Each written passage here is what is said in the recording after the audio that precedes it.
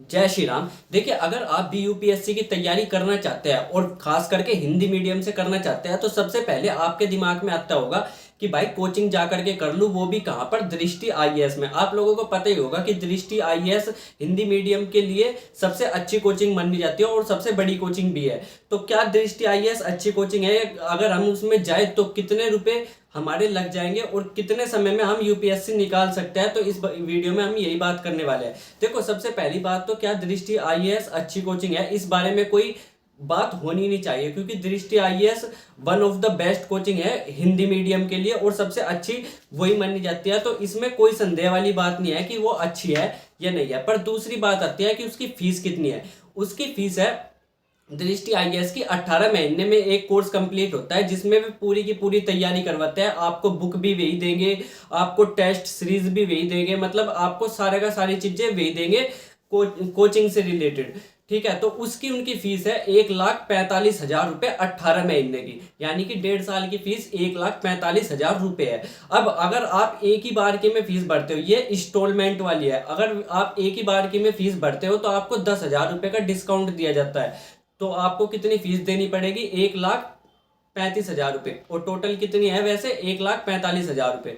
अगर आप एक ही बार की में फीस दे दो तो 1,35,000 रुपये आपको देनी पड़ेगी दृष्टि आईएएस के लिए। अब उसमें आपको सारी की सारी बुक्स वही देंगे, नोट्स वही देंगे, अब जितनी भी चीजें होगी क्लास वही होगी, क्लास तो खैर होनी है वही। तो आप टेस्ट सीरीज होगी वही होगे, अगर आप इंटरव्यू में सिलेक्ट होते हो तो इंटरव्यू भी वही लेंगे। और ये सब कुछ कितने में होगा? 1,35,000 रुपये में। तो अच्छा खासा है, पर 1,35,000 में ही काम नहीं चलता, क्योंकि आपको कहाँ पर जाना पड़ेगा? इसके लिए दिल्ली जाना पड़ेगा, और दिल्ली में कमरे का रेंट लगभग 8,000 रुपये महीना, 10,000 रुपये महीना, इस टाइप से होता है। तो अगर आप 18 महीने का मान लो तो कितना हो गया? 1,80,000 रुपये महीना, उसके साथ आपको खाने पीने के भी चाहिए। तो आप मोटा मोटा मान लो कि 2.5 लाख रुपए यहाँ पर आपके चले जाएंगे रहने और खाने के। रहने और खाने के 2.5 लाख रुपए, और कितनी? 1,35,000 रुपये फीस हो गई। अगर आप एक बारगी में भरते हो और इंस्टॉलमेंट में भरते हो तो 1,45,000, यानी कि 2.5 लाख ये और 1.5 लाख ये, कितने हो गए आपके? 4 लाख रुपए आप 1.5 साल की फीस मान करके चलो, अगर आप जा करके दिल्ली में रह करके कोचिंग करना चाहते हो।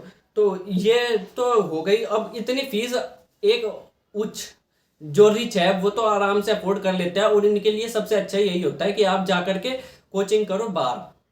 ठीक है, पर इतनी फीस क्या कर पाते हैं मिडिल क्लास के या लो क्लास के लोग? नहीं दे पाते, और ना ही वे इतना रिस्क लेना चाहते, क्योंकि एक बार की अटेम्प्ट में 4 लाख रुपए बहुत बड़ी होती है, बहुत बड़ी चीज होती है। और अगर आपको देने पड़ गए, 2-3 साल लग गए, तो आपके 8-10 लाख रुपए चले जाएंगे। तो इस चीज से क्या होता है, गरीब आदमी डर जाता है, और वो चाहता है कि यार इतना बड़ा रिस्क तो नहीं ले सकते, क्योंकि हमें क्या लेना पड़ेगा? 4 लाख रुपए कर्जा लेना पड़ेगा, या हमें क्या करनी पड़ेगी? जमीन बेचनी पड़ेगी। तो इससे बचने के लिए वे क्या चाहते हैं कि हम घर पर ही कोचिंग कर ले। तो क्या घर पर कोचिंग हो सकती है? देखो, घर पर आराम से कोचिंग हो सकती है। अब से अगर 2-3 साल पहले की बात थी तो वो अलग थी, पर आज के समय में आपको हर चीज अगर आप ढूंढो तो आपको आराम से इंटरनेट पर मिल जाएगी। पर आपको उसके लिए टाइम देना पड़ेगा। अगर आप तैयारी करना ही चाहते हैं, 1.5 साल की बात है, तो आप 10-15 दिन सर्च करो कि मुझे क्या पढ़ना है, कहाँ से पढ़ना है, कैसे पढ़ना है, आपको आराम से मिल जाएगा।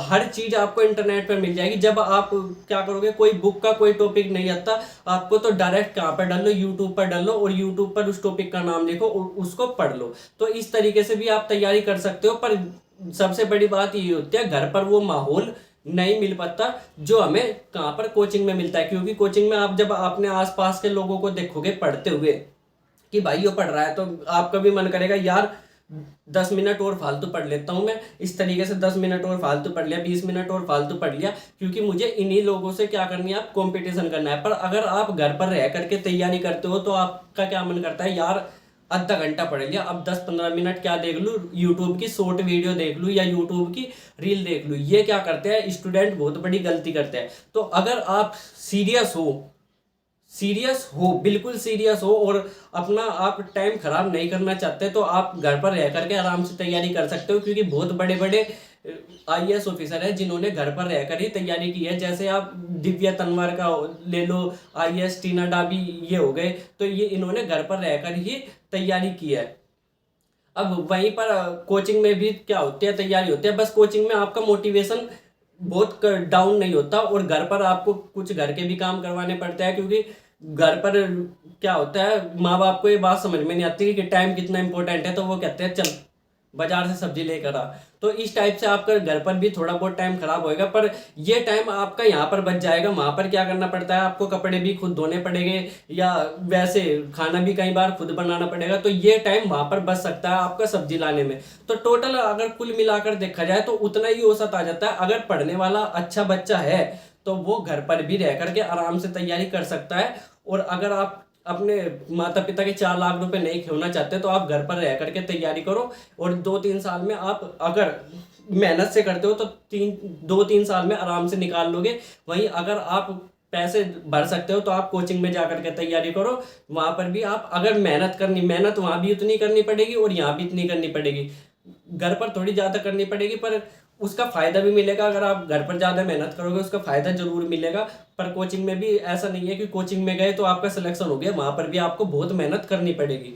होपफुली आप समझ गए होंगे कि आपको क्या करना है, क्योंकि करना आपको यह, बस हम गाइड कर सकते हैं। मिलेगा अगली वीडियो में, तब तक के लिए